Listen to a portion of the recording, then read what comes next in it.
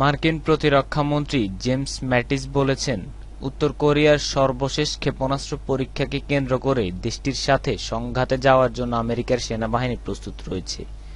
তবে একই সাথে তিনি একথাও বলেছেন যে পিয়ংইয়ং এবং ওয়াশিংটন একটি যুদ্ধের কাছাকাছি রয়েছে বলে মনে করে না আমেরিকা।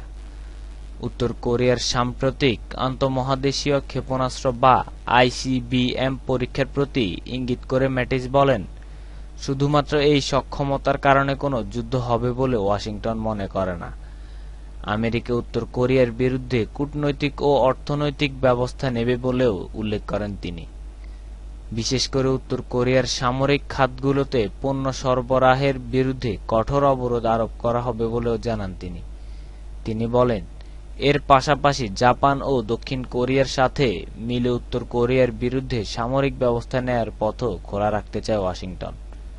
উত্তর কোরিয়া মঙ্গলবার ঘোষণা করে দেশটি একটি আইসিবিএম এর সফল পরীক্ষা চালিয়েছে।